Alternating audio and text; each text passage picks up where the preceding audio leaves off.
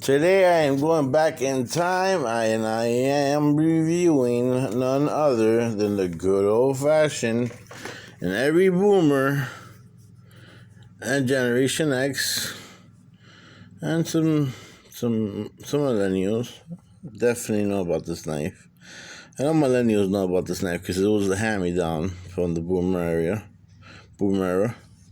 But I actually got mine pretty new. The brass on it's a little bit already oldie, but I literally haven't even taken it out of the case. It's just the wear and tear on brass. It's just the color's gonna be. It's not gonna be looking gold forever. That's why they call it brass. I myself like the rugged, goldness to it. It has a mirror finish, which is one of the main things that I'm gonna talk about right now. I really love this knife because it literally has a mirror finish. You can see behind you any character like who is and who's not. Well, I have a little bit of a mirror finish, but hey, who's complaining? But you should be able to see really good off of the brass, not anymore. I guess polish your brass, guys. But anyhow, it's a little bit of a mirror finish on the blade, and the reason I like that, I will explain, is because as a samurai training, they teach you that the reason you have a mirror finish sword in the first place is because you are parrying. And as you parry, you are looking around behind you, using the sword as a mirror, while you're looking in front of you at the same time with peripheral.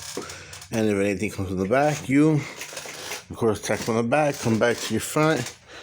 Again, and now you're parrying, looking around, always behind you, never just dropping your guard and looking forward.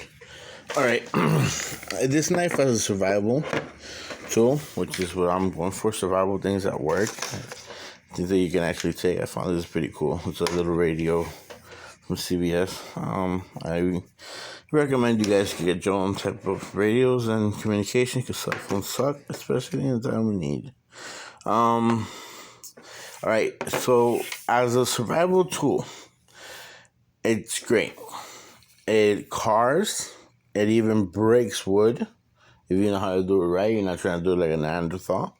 You get like a little rubber hammer on this side. You start, putting in your knife. Not humongous pieces of logs, but it will cut some sticks and give you some good fair amount of fire going. It has a lock on it, an old school lock, which is the ones that I love.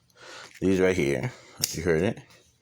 A lock right there. Baby, that is not going nowhere. You can stab, you can throw, you can kick, get it round over, you can pick it up again, and this knife will not close on you. That is the thing about this knife. This buck right here will not close. It becomes one solid piece of steel. I trust this knife with my life. I'll say it again. I trust this knife with my life. If you tell me to get a Crenshaw, you're gonna fight somebody with a knife, get a Bud K, get anything, get a close. No, give me a buck knife. Let's go, because I know how to open it quickly. Of course, throughout the years, you learn. You come in, you already know there's trouble coming. Open up your knife. That's it. Another way I do it. I don't recommend everybody to do it as well, but I just go like this, and my fingers are rough enough, and I'm just ready. And it has a little bit of dullness here, anyways. I always try to keep my buck knives right here, really sharp, and like over here a little bit sharp, so I can do that movement right there. So I keep the whole bitch really sharp. Like once I go to open my blade quickly, I've seen people even perform this number on it. So I'm gonna teach you right now. They're running down the street, things is going off. They'll open it and they'll go like this to the jean pocket, to the jeans. They'll go like this, and they'll keep going straight. Now I don't know to what extent that's safe, but not me. For me, the best way is take it out of your pouch, open it up, and you can do the throw, or just plain and simple, hold it with one hand and use the other God-given hand to open it. Or if you really don't have another hand for the moment period, open it a little bit and then just use stuff around you, improvise. Alright, so the rating of the knife. I am going to give it out of 5. I am a hard rater. Okay, out of 5. I am going to give the knife for survival a 4. What the hell? A 4. Okay, survival. It's heavy. Great. You can bash people in the head with, but there's nothing to cut a SIPO. And if you think that my mom is screaming, is going to think about opening up a buck knife, right? It's an old school knife. You got to think about people around you, their survival. If she grabs this knife and she tries to open it with both hands in the middle of the water, and tries to open it with both hands to cut herself, she's going to be in trouble. Okay? She opens this up and she cuts a tendon, she's in trouble. She opens this up, she tries to cut off the tape, the SIPO, boom, and the moment of the heat goes straight for herself, face, neck, whatever, we're going to have a problem. However, for fighting, making a spear, hand-to-hand combat, reach, you got your solid 4.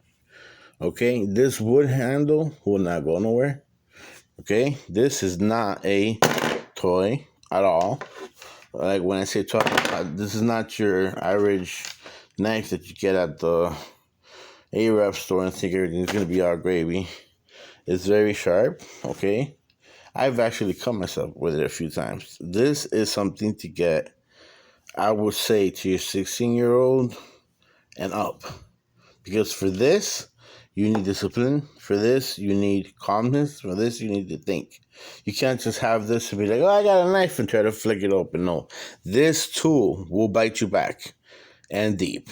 So this is a tool that you want to give to somebody who is mature. If your 16-year-old is acting like a 12-year-old, obviously buy them the $4 little knife, foldable, retractable, whatever. But if you're getting a young man, you know, it's already showing indications of maturity and he looks up to you and he walks like you and he's trying to be a man other than something else and trying to learn about the outdoors, or a girl other than something else and try to, learn about the outdoors, because I find that sexy. So go on, this is your knife, but okay. Now I'll go over some others, but this by far is one of my favorite knives. That's why it's taking so long to explain everything. So the way you open it takes a hot minute, but when you bring this sucker out and you're like, yo, pack okay, anybody will back off. This does not look like your little Spider-Man knife that the guy took out in the movie. This is a knife, okay? This is a knife. But a Bud K, I recommend. Self-defense, home defense. You're going to hear somebody coming into the window. You're going to be able to prepare. You don't need ninja stars. If you do, buy some ninja stars and put this next to it, because I recommend this for home defense as well.